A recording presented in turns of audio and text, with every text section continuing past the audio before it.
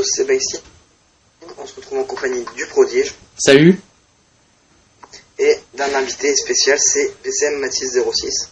Salut à tous. Donc on se retrouve aujourd'hui pour présenter les étapes du Paris-Nice et du Tirreno Adriatico, nos favoris, et vous présenter les profils des étapes si vous les avez pas vus. Donc le prodige, je te laisse commencer. Donc d'abord on va commencer tout de suite par les start list, enfin la start list du Paris-Nice. Donc on va commencer du côté de chez AG2R La Mondiale. On va dire comme leader on a mis Romain Bardet. Romain Bardet il peut faire quelque chose là-dessus, même un top 10. Ensuite sur la Astana un peu timide sur ce Paris-Nice, elle a plutôt préféré aligner sur Tirreno, on reverra tout à l'heure. Donc peut dire qu'il y a Diego Rosa aussi sur l'étape de montagne qui pourra peut-être faire quelque chose. Lucien Sanchez. Ouais, Lucien Sanchez. Ensuite, pour la BMC, on a Richie Porte, vainqueur en 2015 de ce même Paris-Nice. Pour l'Ethics, on a, on va dire, Marcel Kittel qui va faire, on va dire, sa première grande course chez l'Ethics.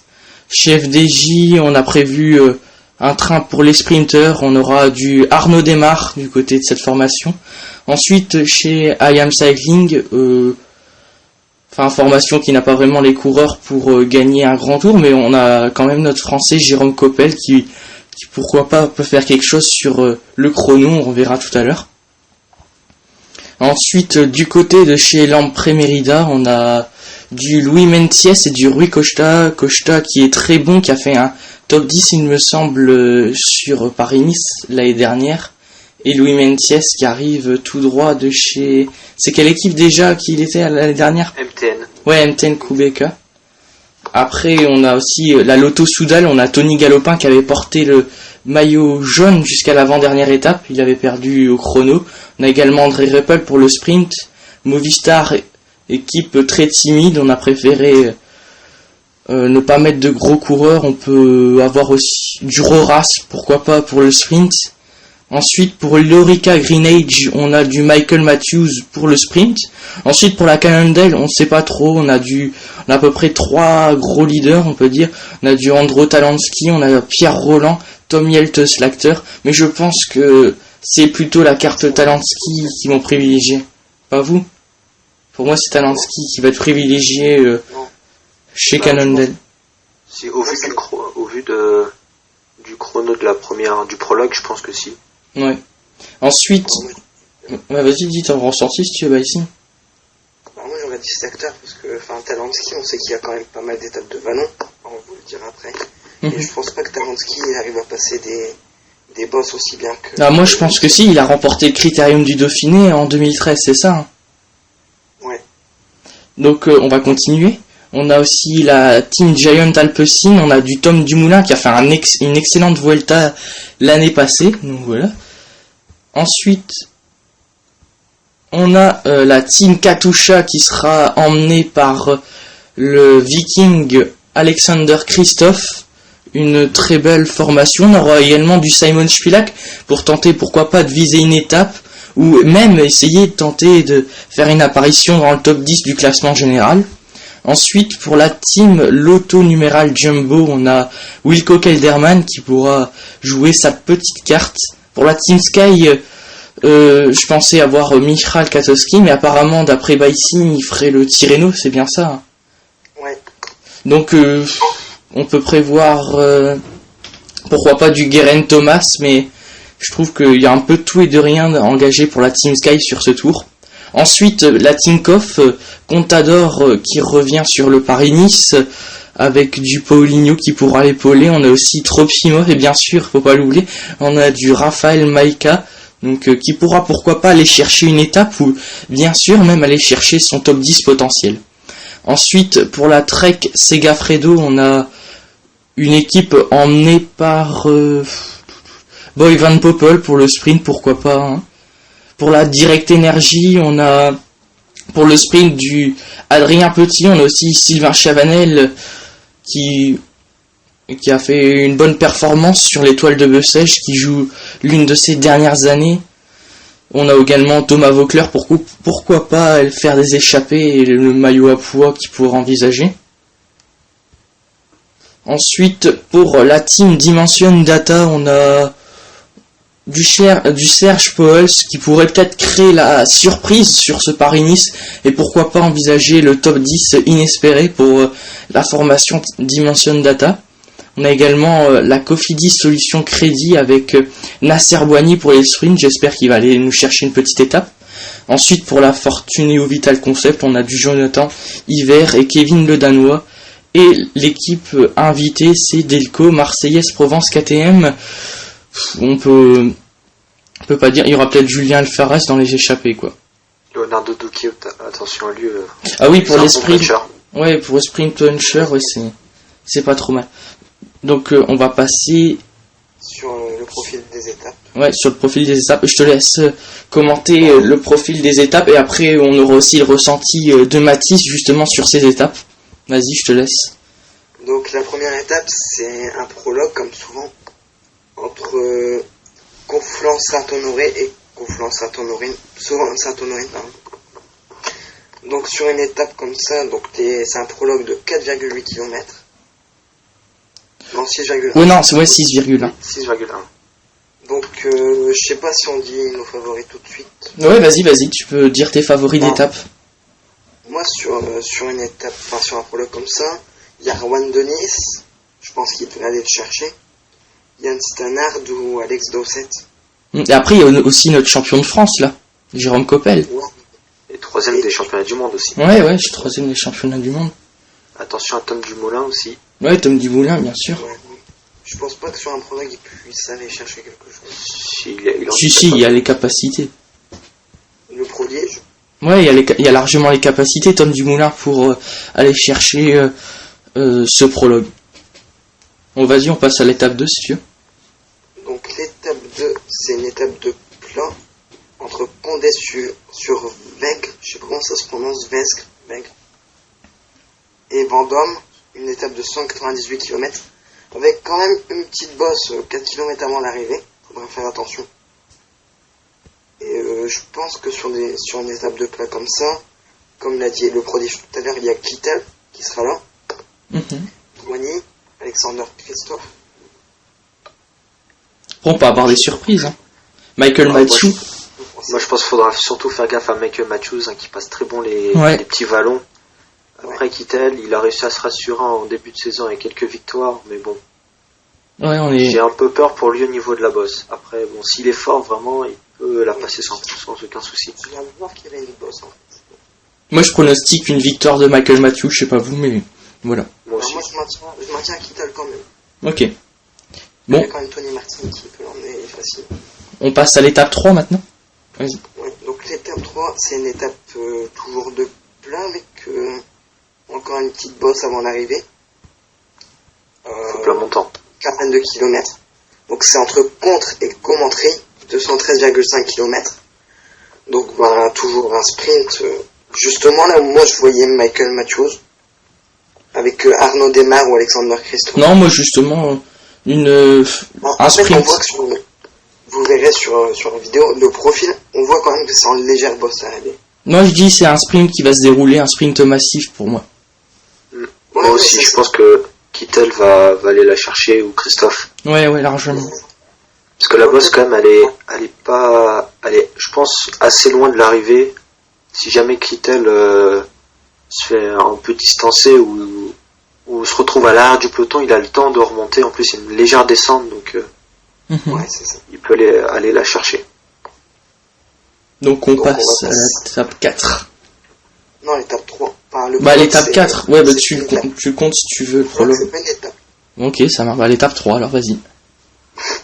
Donc l'étape 3, c'est QC embrouillé, 168 km, une étape de vallon. Donc on a 5 codes de 3ème catégorie et une code de 2ème catégorie qui est donc l'arrivée, c'est le Montbrouilly. Et on voit que c'est quand même, ça monte fort, je trouve. Donc je pense que sur une étape comme ça, on peut aller voir un petit Romain Bardet quand même. Ouais, c'est ce que je pensais, mais il y a aussi Tom Dumoulin qui pourrait bien le passer, hein. Villermoz aussi, on se rappelle sur le Un nord de Romain Bretagne. Bardet. Je vois un Romain Bardet, un Simon Yates. ou Après, un- l'échappée peut peut-être aller au bout, hein. Non? Je vois possible. Bardet, Simon Yates ou Louis Maïti. Vous pensez Mais je pense pas... pas que l'échappée ira au bout. C'est quand même la première étape où les leaders vont un peu se montrer. Philippe Gilbert aussi. Oui, Philippe Gilbert, sur une étape comme ça, ça peut être faisable pour Mais lui. c'est peut-être pas le profil de Philippe Gilles. Donc, Je sais pas si ouais. c'était quelque chose. Bah non, c'est bon. Bah tu passes à l'étape 4, vas-y, si tu veux. Après, il y a Slakter aussi Ah. qui est bon puncher. Ah oui, Slakter, oui, on avait parlé. Et Talansky aussi. C'est pas que ça passe fort pour lui. Talansky aussi. Ouais. Ouais. Donc l'étape 4, c'est une étape entre Julinas et vraiment sur les airs. Une étape de 195,5 km. Et donc c'est toujours une étape de plat. Il n'y a pas de boss avant 20 km avant l'arrivée. Donc sur une étape comme ça serait toujours pour Sprint Massif. un Nasser Bouhani, un Marcel Kittel ou Alexander Christophe. Mhm. Oui. Donc- Je sais pas si vous avez Bah non, c'est un sprint massif, donc enfin il y aura pas Ouais. grand chose. des questions. Vas-y, passe. Donc, la 5e étape, donc je sais pas si on peut la qualifier de Vallon ou Vallon. Vallon. Donc c'est une étape entre Saint-Paul-Trois-Châteaux et Saint-Laurent-de-Provence, 198 km, avec une côte de 3e catégorie au début, un col de première catégorie, et 3 côtes de 2e catégorie. Donc après, il y a quand même 20 km de plat avant, même plus, il y a 30 km de plat avant l'arrivée. Donc je pense qu'une échappée ou quelqu'un qui ferait le coup du kilomètre pourrait aller la chercher.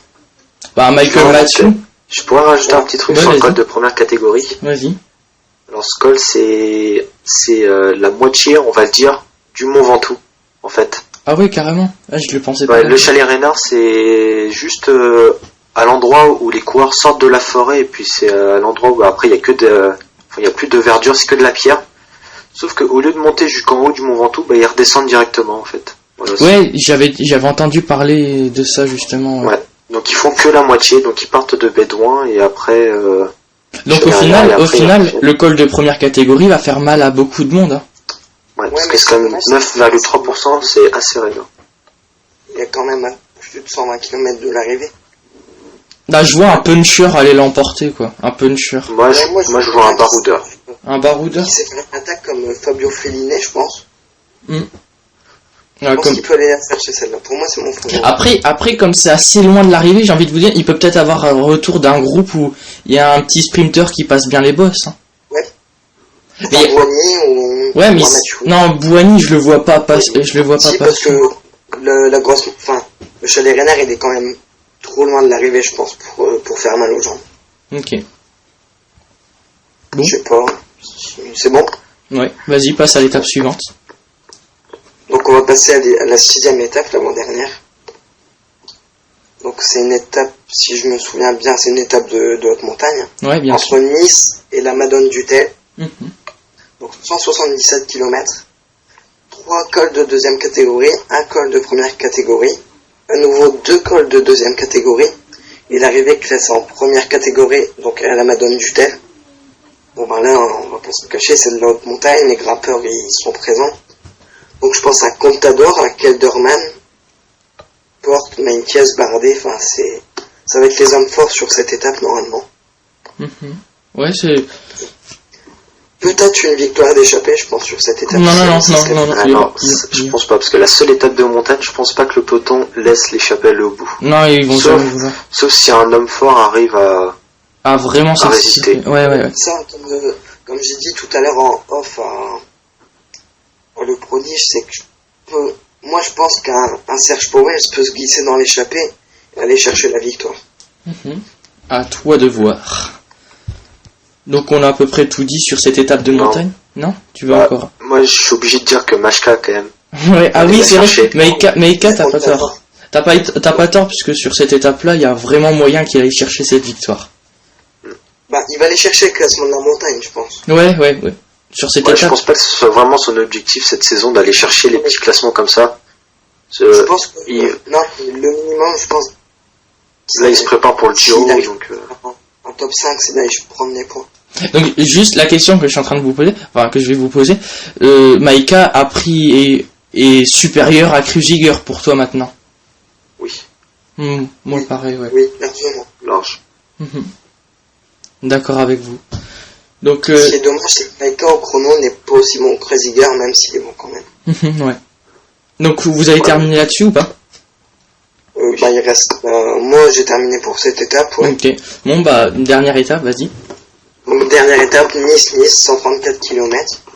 Je pense une étape comme on avait vu, je sais plus, c'était en quelle année? Ouais, 2004, avec Arthur Vichon. Et moi je pense à un Tony Galopin sur cette étape-là. L'étape l'année dernière, il avait fait une superbe sortie. Moi je suis quasiment sûr que Tony Galopin fasse une petite attaque dans le col de première catégorie.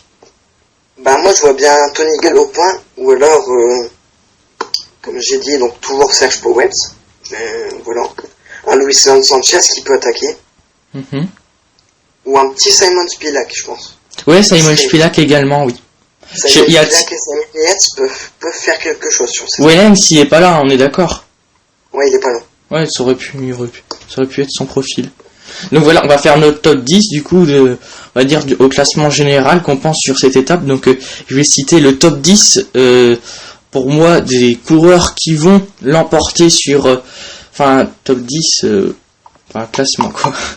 Donc on va commencer tout de suite à la 10e position. Donc je pense bien sûr à Tony Galopin, français, qu'il avait fait un super Paris-Nice la saison passée. Justement sur cette dernière étape, il y a moyen qu'il fasse une sortie, comme je l'avais dit, dans le col de première catégorie. Donc en 9e position, coureur chez Katusha, je pense bien sûr à Simon Spilak, qui est un très bon coureur, un très bon puncher, qui a moyen d'aller chercher une étape avec lui, et pourquoi pas faire un gros rapproché au général. Après, 8e, on va dire, on avait envie avec Baïsine de mettre de la surprise dans ce top 10, et donc la surprise pour nous, Serge Pauwels. Voilà, Serge Pauwels qui est 8e de ce général. Ensuite, on passe... La dimension data. Ouais, dimension data. Ensuite, on passe à la 7e place. C'est coureur de chez BMC, très bon rouleur, Rohan de Nice, qui est 7e aujourd'hui pour nous de ce classement. Donc on a un peu des rouleurs dans ce top 10 et justement on va continuer avec Tom Dumoulin qui est placé 6e de ce top 10 devant Rohan de Nice qui a prouvé sur la Vuelta 2015 qu'il pouvait vraiment être parmi les meilleurs. Ensuite, à la 5e place, coureur chez Lampre Merida qui a quitté justement la MTN Kubeka la saison passée. Je pense à Luis Menciès qui a pas encore révélé tout son talent et qui a vraiment moyen de faire une excellente carrière.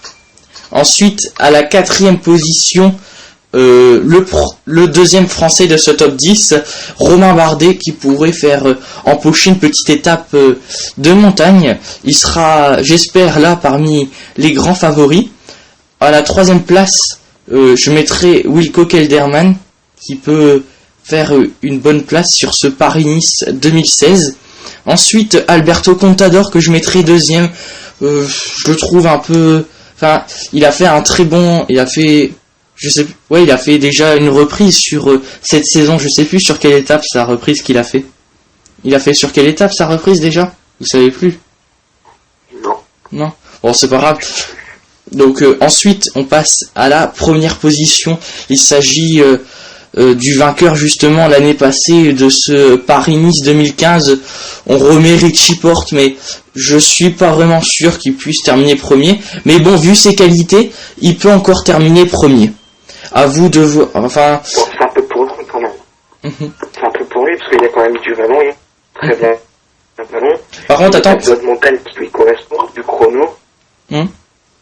Ouais, ça peut être pour lui. Et toi, Mathis, t'en penses quoi de ce top 10? Vas-y, à toi, parce que t'es l'invité, vas-y. C'est un très beau top 10. Je pense que vous avez fait de bons choix au niveau des Bardet. Tom Dumoulin, oui, il va faire un bon truc, je pense. Après, je pense que vous avez oublié quand même quelques coureurs. Ouais. Donc coureur de la Cannondale, Talansky quand même qui est bon rouleur aussi, et qui grimpe très très bien. Il aime bien les courses par étapes en France. Donc je pense qu'il peut faire une belle année. Slacter aussi qui aime beaucoup le Paris-Nice aussi. Il fait souvent de bons résultats. Ouais. Après il n'y a pas que la Cannondale, hein, mais après je pense qu'un Majka, bon malheureusement pour Majka il y a Contador avec lui qui sera le leader je pense de la Tinkoff. C'est juste ça le point négatif pour lui. Donc c'est vraiment dommage. Après, je pense qu'il n'y a rien à redire au niveau de votre top 10. Ok. Je Donc, laisse faire le classement du sprint. ok, ça va. Donc à la 10e place, on va aller un peu en vitesse là-dessus puisque c'est le classement de sprint. Donc c'est Adrien Petit, coureur chez Cofidis, poisson pilote de Bouhanni qu'on retrouvera dans ce top 10. À la 9e place, Boy Van Poppel, frère de Danny Van Poppel, bon sprinter que je mets dans ce top 10 aujourd'hui. À la 8e place, on retrouve Roras puisque la Movistar n'a pas mis de gros coureurs sur ce Paris-Nice, donc je trouve honorable que la Movistar tente de faire des coups au sprint avec Roras. Ensuite, à la 7e place, non, à la 8e, je sais, 19, à la 7e place, oui. Michael Matthews qui peut faire de très bons résultats sur ce Paris-Nice. Pourquoi? Puisque il y a quand même de nombreuses bosses placées pas loin de l'arrivée et lui peut tenter sa carte. Pourquoi pas empocher une victoire, mais c'est à lui de prouver que c'est un puncher. Ensuite, à la 6e place, voilà, Tyler Farrar de chez... Ah, comment ça s'appelle? Dimension Data. Ouais, Dimension Data. J'arriverai jamais à retenir cette équipe. Donc Dimension Data. Pourquoi comme ça? Enfin, parce qu'il y a une grosse équipe de sprint cette année du côté de chez Dimension Data. Et je pense qu'on va tenter bien sûr de miser le sprint pour la Dimension Data. Ensuite, à la 5e place, je mets Arnaud Desmar aujourd'hui, coureur de chez FDJ. On n'a pas mis Thibaut Pinot qui sera là pour d'autres des événements. On va sans doute en reparler dans la vidéo. Donc, bon, très bon sprinter, on n'a plus besoin de le présenter. Ensuite, à la 4e place, Bouhanni, enfin, qui sera emmené certainement par Adrien Petit qui est déjà 10e. Donc je pense que Bouhanni peut pourquoi pas aller chercher une étape sur ce Paris-Nice. Ah, Adrien Petit, partir direct énervé. ah oui, excusez-moi, je me trompais. Donc ce que je peux dire, c'est juste que Adrien Petit, ancien coureur de chez Cofidis, voilà. Merci de m'avoir rectifié, sinon je partais droit dans un mur. Ensuite, bon, ceux-là on peut plus rien leur dire. Les trois grands sprinters, c'est Alexander Christophe à la 3e place, à la 2e place Greipel, et à la première place Marcel Kittel. Donc à mon avis, on a mis Kittel à la première place, Greipel 2e, Christophe 3e, mais ça peut varier, ça dépend des formes du moment pour ces trois coureurs.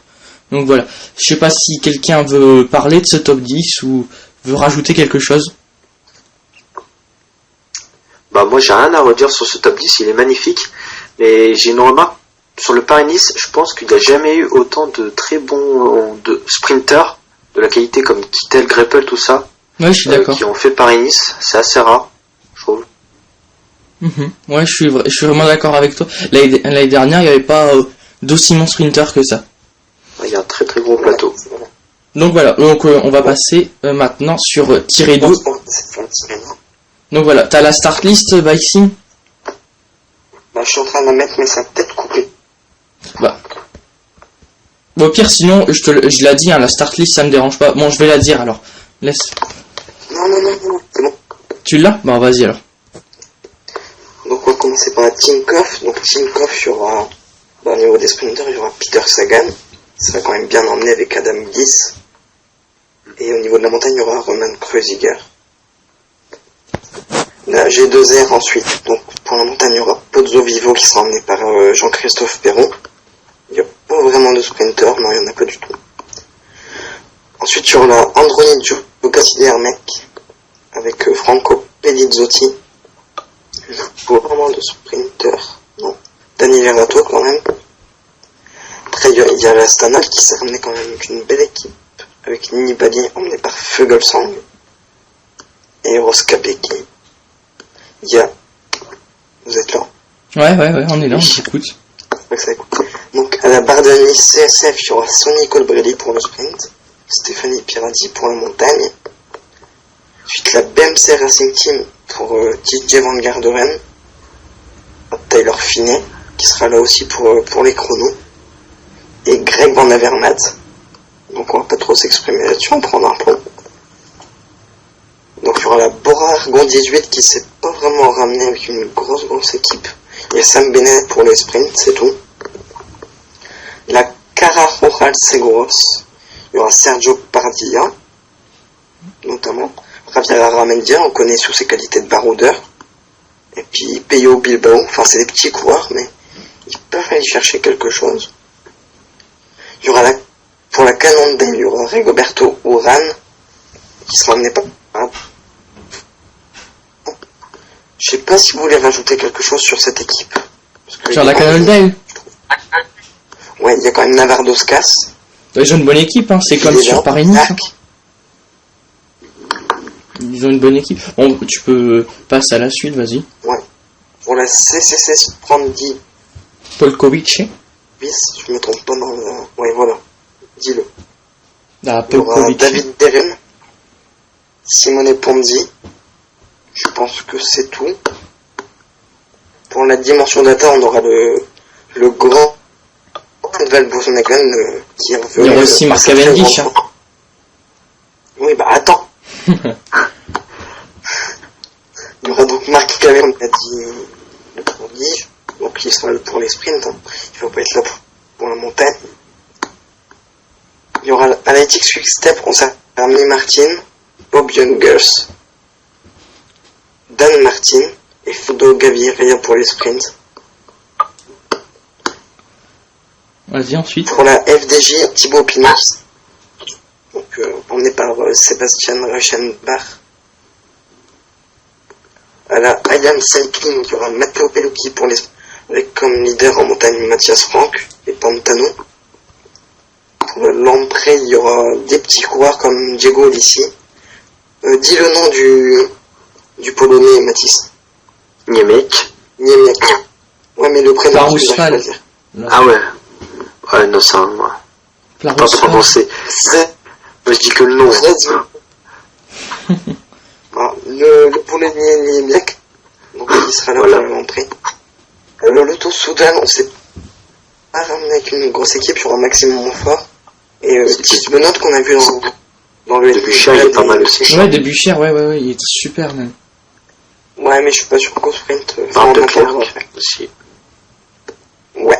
Bon, à la Movistar, il y aura Alejandro Valverde, avec Johnny Visconti, notamment. Daniel Moreno. Je pense qu'ils peuvent faire quelque chose. Alors, Rika Jinsko-Koller pour les sprints, avec Caleb Ewan. En montagne, il y aura Chavez, qu'on a vu sur la dernière Vuelta. Mesgeg aussi. Et il y a du monde pour le sprint. J'ai pas vu Mesgeg.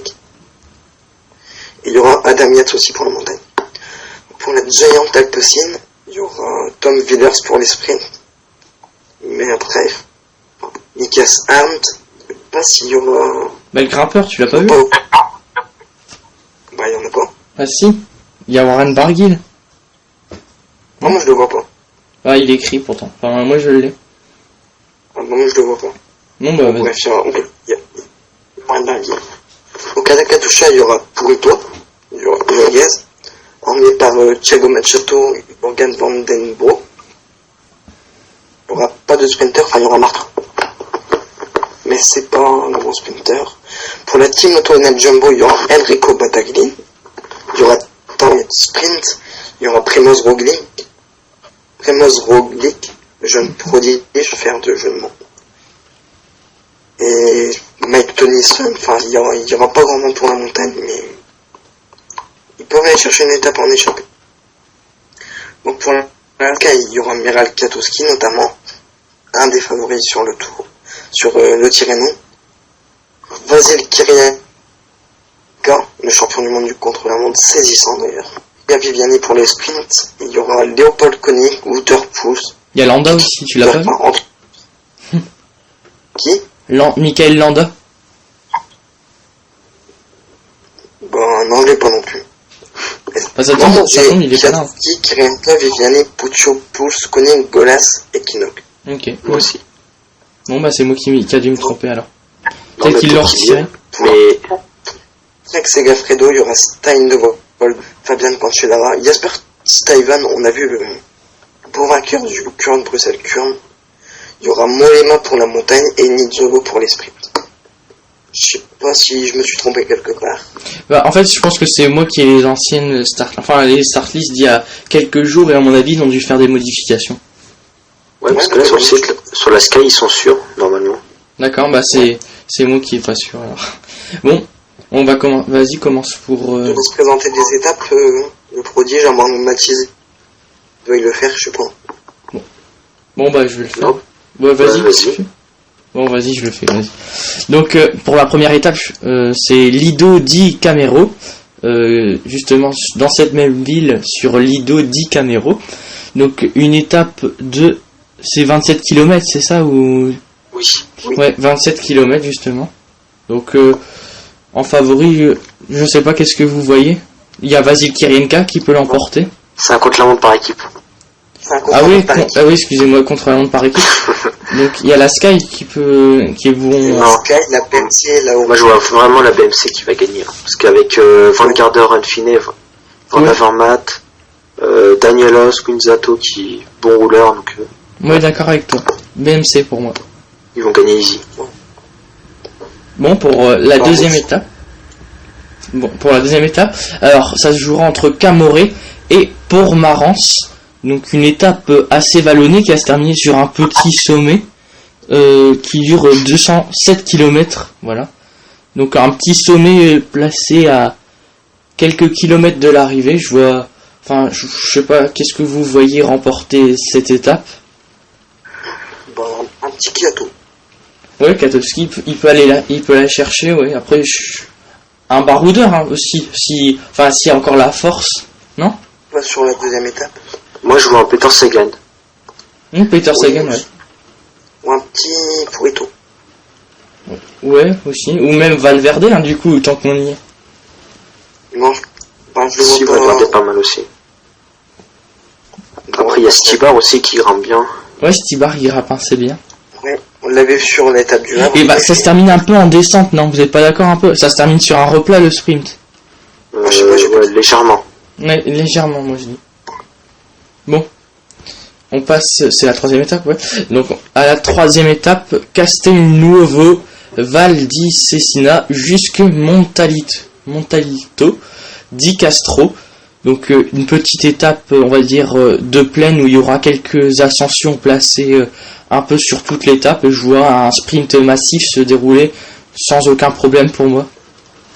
Ouais, moi aussi. Donc, Je sais pas, Mathis, toi.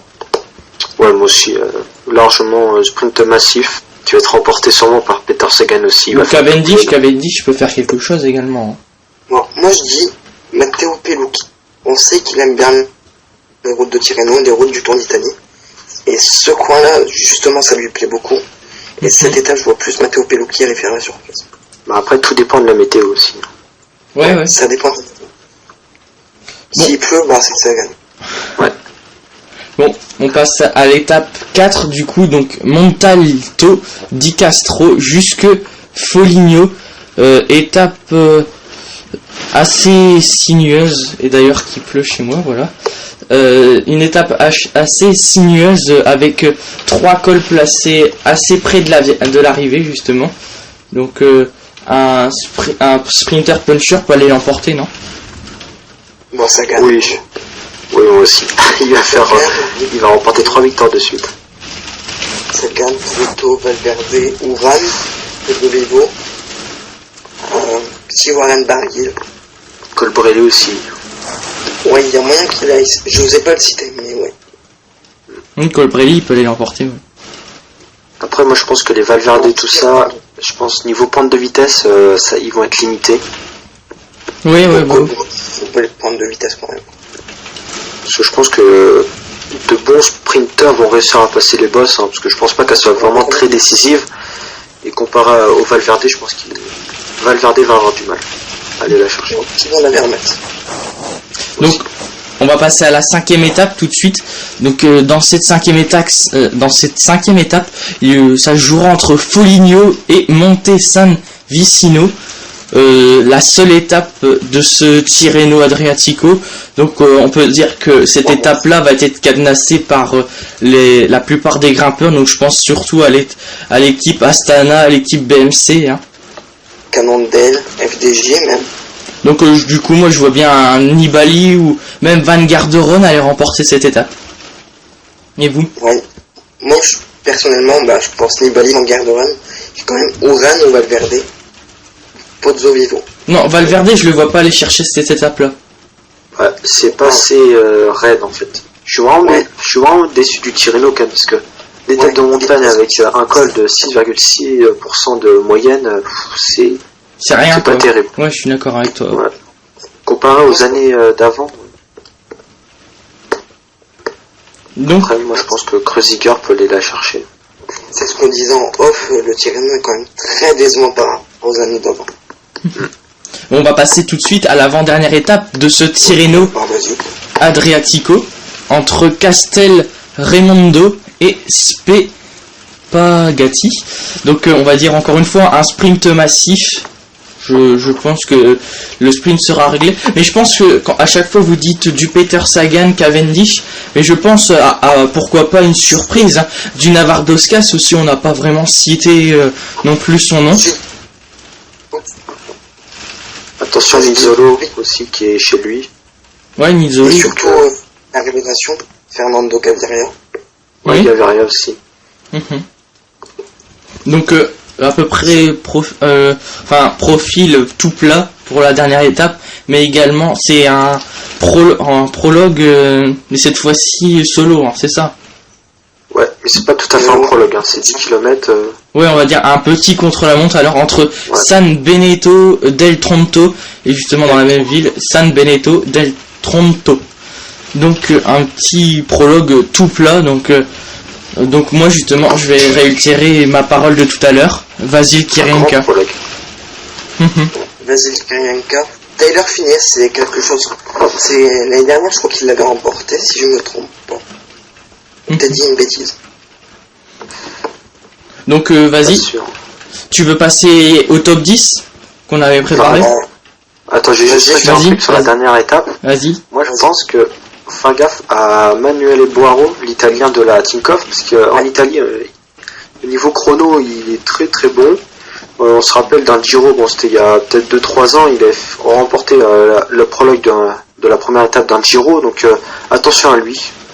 Bon, quand les chronos sont trop longs, pour Boaro c'est un peu compliqué, mais 10 km, il va sûrement aller la chercher. Ok, bon, on prend ton pronostic. Donc c'est tout, t'as rien à ajouter sur cette dernière étape? Moi c'est bon. Ok, donc on va passer du coup au classement qu'on a préparé. Je te laisse les citer. Bah ici, je sais pas si tu les as d'ailleurs. Ouais, je les ai. Ok, bah vas-y. Donc, commencer par la 10e place, donc Warren Barguil.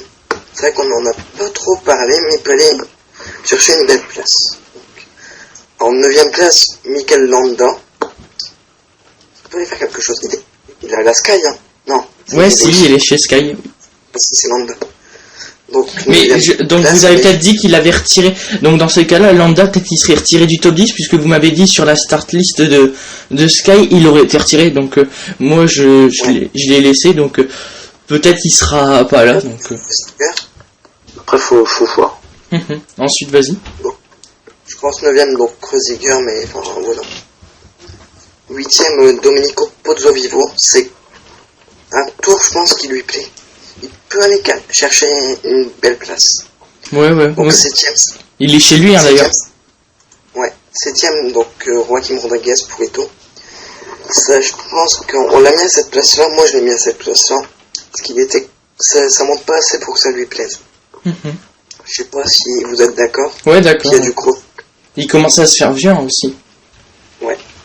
Donc 6ème place pour Thibaut Pinot. Non, t'as zappé quelqu'un. Non. Si, Rodriguez. Ah, je l'ai pas entendu, excuse-moi. Mais tu en parlais en plus. Ouais, je sais, j'en ai parlé, je me suis trompé, excusez-moi. Excusez-moi. Donc vas-y. Donc sixième, Thibaut Pinot, on n'en a pas beaucoup parlé. On l'a mis à cette place-là. Honnêtement, on pensait qu'il peut faire mieux. On pense qu'il peut faire mieux. Mais le problème, c'est les chronos. Le chrono par équipe, FDJ, 27 km. C'est peut-être pas... C'est pas pour lui. Je pense qu'on est d'accord. Oui, d'accord. Bah après, ils ont aligné comme deux rouleurs, hein, parce que Juan Lebon, Jérémy Roy, je pense qu'ils ont fait exprès de... Donc cinquième place pour Goberto Urán, c'est quelque chose aussi qui lui plaît, c'est comme Pozzo Vivo. Et au chrono, il a une belle équipe, donc je pense que il peut aller chercher le top 5. Donc on a mis en quatrième place Valverde, notamment grâce au chrono par équipe. Même si ça monte pas assez pour lui, il y a un peu de vallon, mais ça monte peut-être pas assez. Il y a le chrono par équipe et le chrono, il s'en sort quand même plutôt bien. Le troisième général, on a mis, c'est Merak aussi. On l'a mis parce que il y a quand même deux chronos par équipe, notamment que la Sky. Il y a quand même pas mal d'étapes de vallon. On sait qu'il y a des belles qualités de grimpeur. Il y a moyen qu'il aille chercher le podium. Ensuite, on a mis sur la seconde place sur le podium, c'est TJ Van Garderen, notamment aussi grâce au chrono par équipe. Ça monte comme il l'aime. Il y aura peut-être un peu de mal sur les étapes de vallon, mais il y a moyen qu'il a cherché la deuxième place. Et en première place, on a mis Vincenzo Nibali. Bon, c'est un peu logique. En Italie, du vallon, de la montagne, du chrono, il n'y a rien d'autre qui peut lui plaire. Donc normalement, il devrait aller la chercher facilement. Je sais pas si Mathis a quelque chose ou le prodige. Moi c'est bon. Alors moi, pour la première place, j'aurais mis un gars de la BMC. Soit, je pense plus à TJ Van Garderen. Parce que je pense qu'au niveau du chrono par équipe, ils vont prendre, je pense, pas mal d'avance. Après l'Astana, c'est vrai qu'ils sont forts au chrono par équipe. Ouais, après, bon. Il y a du monde, je pense, pour le chrono. Après, je pense que ça va être un coureur de la BMC qui va les remporter, c'est Tirreno. Après, j'aurais rajouté aussi, j'aurais mis Kreuziger dans un top 10. On y a pensé, mais on l'a pas mis finalement. Parce que niveau chrono, bon, il est bon. Ouais. Mais je pense que ça va être le chrono par équipe qui peut être fatal, en fait. Même avec je pense pas, non. Bah, il y a Sagan qui est bon rouleur aussi, il y a Bonnard qui est très bon rouleur, Scargato qui roule bien aussi, Benetti. Donc, ouais, je suis pas sûr quand même. Non, moi je pense que Tinkoff va faire un bon truc. Donc voilà, t'as... Non, moi c'est Martin bon. aussi, j'avais pensé. Ouais, Dan Martin. Parce que il est bon puncher aussi, et comme il n'y a pas tellement d'étapes de montagne. Voilà, il pourrait y a accrocher. Il y a la X. Ouais, il a la TX. Oui, il a... On dit une bêtise. Donc je pense qu'on va passer au classement du meilleur sprinter. Vas-y. Donc on en a pas du tout parlé, c'est vrai, on l'a oublié, je pense. C'est Moreno Flandre pour la Auto Jumbo. Ah bah, en même temps. Donc je sais pas si Mathis est trop d'accord avec ça. Bah, au Flandre, faut qu'il se montre, quoi. Ouais, c'est ça. Donc 9ème, on a mis Matteo Pellucci. Donc moi je l'ai dit, je pense qu'il peut aller chercher une étape quand même. 8ème, c'est Giacomo Nizzolo. Donc les Italiens en force. Hein. Après en 7ème place, on a Navardosca. Je pense qu'il peut aller chercher des points sur une étape de vallon. Sur du sprint, aller gagner une étape de vallon. Donc Jens de Bucherer qui peut aller chercher. Donc la 6ème place du classement du meilleur sprinter. En 5ème place, Luca Mejgek, on n'en a pas trop parlé non plus. Il peut aller chercher quelque chose. 4ème, Sacha Modolo. On sait que Léon d'Italie, il adore, c'est chez lui. Et il est tout le temps bon au sprint là-bas. Il fait tout le temps des podiums. Enfin, c'est peut-être une étape pour lui aussi. 3ème place, on a mis Elia Viviani. Voilà, pour la Sky, une étape, voilà. Comme Modolo. En 2ème place, par contre, là, je sais pas si on aurait dû faire ça. Donc, 2ème place, Peter Sagan. Bah, et si tu mets toujours Sagan 2ème. Voilà. Et en première place, Cavendish. Mais bon. Bah, ça va jouer entre les deux, hein. Ça va jouer entre les deux. Bah, en pointe de vitesse, Cavendish est plus fort que Sagan, ça c'est sûr. Ouais. Mais bon, sur le Tirreno, c'est pas tout plat, donc faut voir. Et puis Cavendish, c'est plus le Cavendish d'avant, il est beaucoup moins fort, je trouve. il est toujours aussi fort. Mais bon, ouais, c'est vrai que il a un peu pris ses reculs en prenant une équipe qui venait tout pile le poil de passer World Tour. Donc c'est un choix. Ouais, l'équipe dans laquelle il est dans une belle équipe et il est très bien entouré dans son équipe Cavendish. Donc au niveau du sprint, il va pouvoir bien être emmené. Plutôt qu'un Peter Sagan, je le trouve un peu esselé comme sprinter au sein de la formation Tinkoff. Je suis pas d'accord. Parce qu'un train, parce qu'avec Benetti, Gatto, Boiro et Adam Blaze, si tu mets ces 4 là devant Peter Sagan, ça fait... Bah après, je les connais pas tous par cœur, hein, mais je te fais confiance, quoi. C'est normal. Mais Adam Blaze, ouais, c'est un bon... On va pas tarder à s'arrêter quand même, ça fait plus de 40 minutes qu'on ça fait 45 minutes exactement. Aussi, vous avez oublié juste de citer en course comme Caleb Ewan qui fait un très bon... Ouais, Caleb Ewan, je l'ai complètement zappé, excusez-moi à ceux qui aiment bien l'Orica. Je l'aurais peut-être mis finalement dans le top 10. Donc, moi je l'aurais mis à la place de Mesgek. Mesgek, il a pas encore vraiment trop fait ses preuves, puisqu'il était dans l'équipe... Giant, il était il y avait 2 gros sprinters devant lui, de Ken Kolb et Kittel, voilà. Donc il était un peu enfermé. Donc peut-être qu'il va pouvoir prendre son envol dans cette équipe. Donc voilà, je sais pas si vous avez encore des choses à ajouter sur Paris-Nice ou Tirreno. Rien à rajouter. Donc c'est bon. Donc d'accord, on va conclure là-dessus. Donc justement, il y aura peut-être des erreurs un peu sur les top 10 ou sur les pronostics qu'on a dit. Bien sûr, les start lists ne sont pas vraiment encore fiables comparées à celles qui seront au départ dimanche pour Paris-Nice et sur Tirreno. Donc excusez-nous d'avance s'il y avait des erreurs. Donc voilà, si vous voulez mettre votre top 10 du classement général ou top 10 du meilleur sprinter en commentaire, on les lira et on y répondra bien sûr. Donc voilà, je pense que on a tout dit. Hein. Ouais, d'accord. Donc on se retrouve pour... Voilà, vas-y. N'hésitez pas à aller faire un tour sur la chaîne de Mathis. Elle sera évidemment en description comme on a fait avec la flèche. Et donc c'est du PCM hein, pour ceux qui connaissent pas, même si je pense qu'on connaît Mathis. Donc voilà, j'espère que cette vidéo vous aura plu et donc on se retrouve pour de prochaines vidéos et de prochains débats, prochaines previews, prochaines analyses. Salut à tous. Et puis je pourrais remercier, je vous remercie vous deux de m'avoir invité et puis merci pour la petite pub. De rien. Ça nous fait de la pub. Un petit peu pour nous. Bon, salut à tous. Salut.